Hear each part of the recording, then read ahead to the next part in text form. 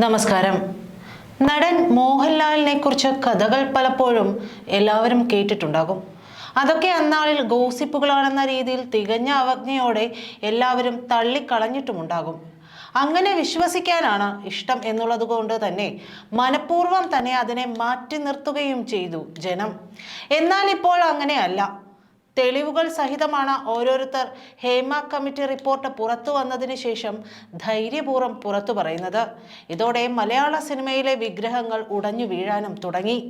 സിനിമയിലെ വല്യക്കെതിരെ വരെ ആരോപണങ്ങൾ വന്നു കഴിഞ്ഞു എന്നതാണ് വാസ്തവം. ഈ റിപ്പോർട്ട് പുറത്തു വരുന്നതിന് മുമ്പ് നടൻ മോഹൻലാൽ ആശുപത്രിയിലായിരുന്നു എന്ന വിവരം എല്ലാവർക്കും അറിയാം. ഹേമ കമ്മിറ്റി റിപ്പോർട്ട് പുറത്തു വരുന്ന സമയത്താണ് അദ്ദേഹം ആശുപത്രിയിൽ അഡ്മിറ്റ് ആകുന്നത്. കടുത്ത പനിയും ശരീരം വേദനയും ശ്വാസകോശത്തിലെ അണുബാധയുമാണ് അദ്ദേഹത്തിനെന്നായിരുന്നു പുറത്തു വന്ന വിവരം. എന്നാൽ അതുമാത്രമല്ല, മയാൾജിയ എന്ന അസുഖവും കൂടി അദ്ദേഹത്തെ ബാധിച്ചിരുന്നു എന്ന വിവരം പുറത്തു വന്നിരുന്നു. അദ്ദേഹം ആശുപത്രിയിലല്ല, വീട്ടിൽ വിശ്രമത്തിലാണ് എന്ന് വിശ്വസിപ്പിക്കാനും ശ്രമമൊക്കെ നടന്നിരുന്നു. എന്തായാലും മയാൾജിയ എന്ന അസുഖം ബാധിക്കുന്നത് സ്ട്രെസ് കൂടുന്നതിനെ തുടർന്നാണ് എന്നാണ് വിവരം.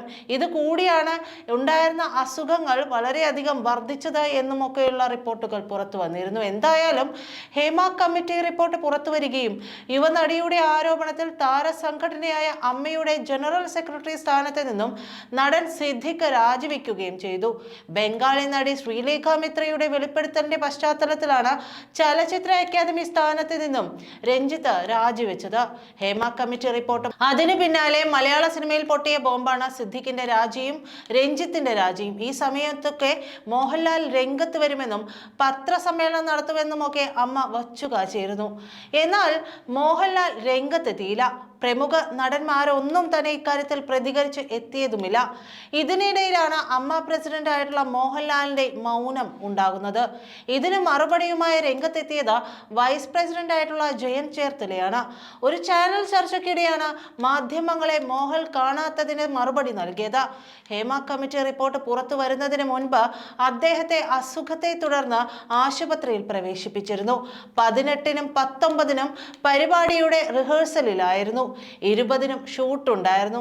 ഈ സമയങ്ങളിൽ പ്രതികരിക്കാൻ കഴിയുന്ന ഒരു സന്ദർഭമില്ലായിരുന്നു. തുടർന്ന് ഈ വിഷയവുമായി ബന്ധപ്പെട്ട് അദ്ദേഹം തന്നെ വിളിക്കുകയായിരുന്നു. അദ്ദേഹം പറഞ്ഞത്, ജയ, എനിക്ക് മാധ്യമങ്ങളെ കാണാൻ പറ്റില്ല. എൻ്റെ വൈഫിൻ്റെ ഒരു സർജറിയുമായി ബന്ധപ്പെട്ട് ഞാൻ ഹോസ്പിറ്റലിലാണ്. ചിലപ്പോൾ ചെന്നൈയിലാകാം. എവിടെയാണെന്ന് തന്നോട് പറഞ്ഞില്ലത്രേ. തിരികെ എത്തിയ ശേഷം മാധ്യമങ്ങളെ കാണുമെന്ന് തന്നെയാണ് പ്രതികരിച്ചത് പോലും. എന്തായാലും ചൊവ്വാഴ്ച എക്സിക്യൂട്ടീവ് മീറ്റിംഗിന് ശേഷം മാധ്യമങ്ങളെ കാണും എന്നാണ് തനിക്ക് തോന്നുന്നതെന്നും ജയന്ത് ചേർത്തല പറഞ്ഞു. ഇത്രയേറെ ഗുരുതരമായ ആരോപണങ്ങൾ ഉയരുകയും സിദ്ദിഖും രഞ്ജിത്തും ഉൾപ്പെടെയുള്ളവർ രാജിവെക്കുകയും ചെയ്തിട്ടും നടൻ മോഹൻലാൽ പ്രതികരിക്കാത്തത് ഇത്തരം കാര്യങ്ങൾ പറഞ്ഞുകൊണ്ടാണെങ്കിൽ അതിൽ വിശ്വസിക്കാൻ പറ്റുന്ന കാര്യങ്ങൾ ഒന്നുമില്ല എന്ന് തന്നെ പറയേണ്ടി വരും. എന്നാൽ ഈ പേരിൽ വിദേശത്തേക്ക് പറഞ്ഞിരിക്കുകയാണ് മോഹൻലാൽ എന്നതാണ് ഏറ്റവും പുതുതായി കിട്ടുന്ന വിവരം. ലാലിന് അസുഖം ബാധിച്ചതോടെ തിരുവനന്തപുരത്ത് അമ്മയുടെ അടുത്തായിരുന്ന സുചിത്ര ലാലിന് അരികിലേക്ക് പറന്നെത്തിയിരുന്നു. അതിനുശേഷം സുചിത്രയ്ക്കും പനി ബാധിക്കുകയായിരുന്നു അത്രേ.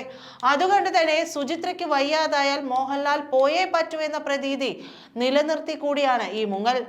ദുബായിലേക്കാണ് ലാൽ കടന്നു കളഞ്ഞത് എന്നതാണ് വിവരം. ഇനി ഇതെല്ലാം ആറിത്തണുത്തതിന് ശേഷം വരാനുള്ള പുറപ്പാടാണെന്നും വിവരമുണ്ട്. പകൽ പുറപ്പെട്ടാൽ എയർപോർട്ടിലോ മറ്റോ വെച്ച് ക്യാമറ കണ്ണിൽ പെട്ടാലോ എന്ന ഭയമുള്ളതുകൊണ്ട് ഇക്കഴിഞ്ഞ ദിവസം രാത്രിയാണ് ലാലും സുചിത്രയും ദുബായിലേക്ക് പോയതത്രേ. ലാലിനൊപ്പം എന്നും നിന്നിരുന്ന മുകേഷ്, രഞ്ജിത്ത്, സിദ്ദിഖ്, ഇടവേള ബാബു, ബാബുരാജ് തുടങ്ങിയ എല്ലാവർക്കുമെതിരെ തന്നെ ലൈംഗിക ആരോപണങ്ങൾ ഉയർന്നിരുന്നു. കൊണ്ടും കൊടുത്തുമൊക്കെ ലാലിനെതിരെയുമുള്ള വിവരങ്ങളൊക്കെ പുറത്തു വരികയും ചെയ്യുന്നുണ്ട്. അതുകൊണ്ട് തന്നെ എന്തു പറഞ്ഞ മാധ്യമങ്ങൾക്ക് മുൻപിൽ പ്രതികരിക്കണമെന്ന ആശങ്ക മോഹൻലാലിനുണ്ട്. അതുകൊണ്ടാണ് ഈ മുങ്ങൽ നടത്തിയതെന്നാണ് വിവരം. ഇവർക്കെതിരെയൊക്കെ ആരോപണമുയർന്ന സാഹചര്യത്തിൽ മോഹൻലാൽ രാജിവെക്കാൻ വരെ സന്നദ്ധത അറിയിച്ചുവെന്ന വാർത്തകളും അന്തരീക്ഷത്തിൽ നിലനിൽക്കുന്നുണ്ട്. നന്ദി.